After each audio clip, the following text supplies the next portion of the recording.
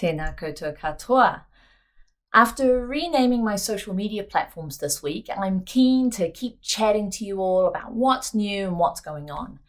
I'm on Instagram and YouTube now as well, both called Tūpuna Parenting, and I'll be posting on all platforms going forward. But I want to talk more about this movement thing, and what is the Māori movement, and what are some examples, and what will it look like for Tūpuna Parenting? Well, when the idea was first gifted to me, I had to go and do some research to really wrap my head around it. So come with me and find out some of the whakapapa of Māori movements.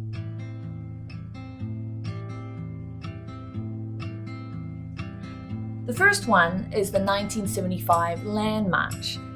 Dame Whene Cooper's 1,000-kilometre hikoi from the far north down to Wellington is an iconic action in a movement about unfair Māori land loss.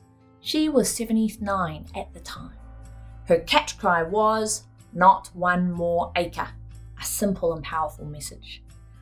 In the same year after the hikoi and the petition that was presented, the government set up the Waitangi Tribunal to investigate breaches of the Treaty of Waitangi that had been detrimental to Māori.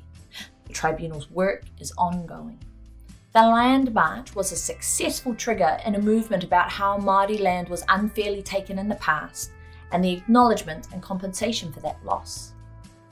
Another example is the 506-day protest at Bastion Point in 1977-78 against a Crown sale of the land. It was led by Joe Hawke. "We are landless in our own land," he said at the time. To lose this last bit of ground would be a death blow to the mana, to the honour, and to the dignity of the Ngāti Whātua people. And with that protest, their movement, they were successful, and Ngāti Whātua got their land back in their treaty settlement. The Kohanga reo movement in the 70s, 80s is probably closer to what we're trying to achieve.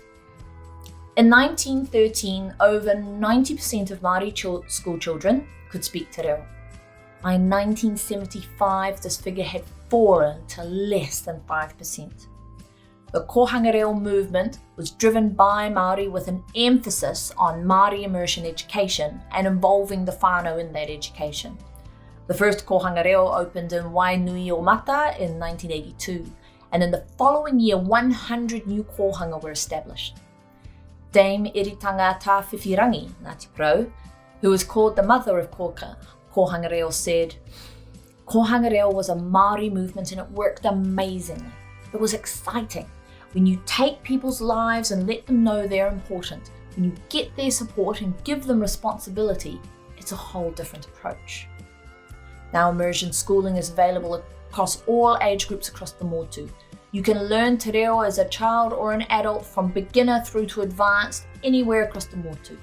Our reo is alive and thriving again, and I would say the Kohanga reo movement was successful.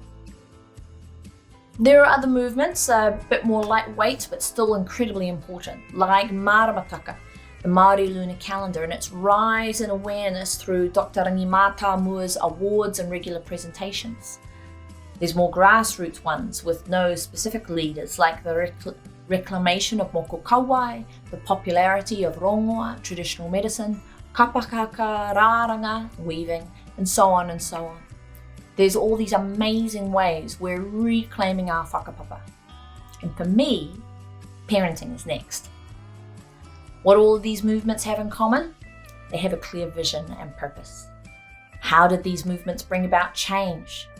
They relied on people power and storytelling power, getting public support and telling a story that inspired change. And that story being shared in the media and by influencers and by whānau and day-to-day kōrero. So for the Tūpuna Parenting movement, what does it look like for us? What's our purpose? Well, I think, and tell me what you think, that it's to reclaim Tūpuna Māori parenting ways to raise the rangatira of tomorrow. What's our story? That our tūpuna were gentle and respectful parents and whānau who believed pēpi are born tapu, they're born with mana, and this meant they were protected from all harm and respected from birth.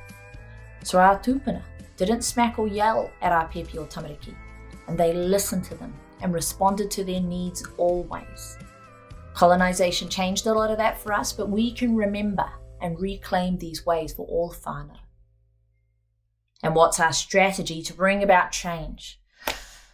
This is a slightly longer kōrero, and maybe it's a kōrero for tomorrow. But there's two parts: awareness and actually helping whānau change their parenting, going on that parenting journey. Both are big kaupapa, and I'd love to tell you more about it. But until next time, great chatting to you all today. Kia pai te rā e te whānau.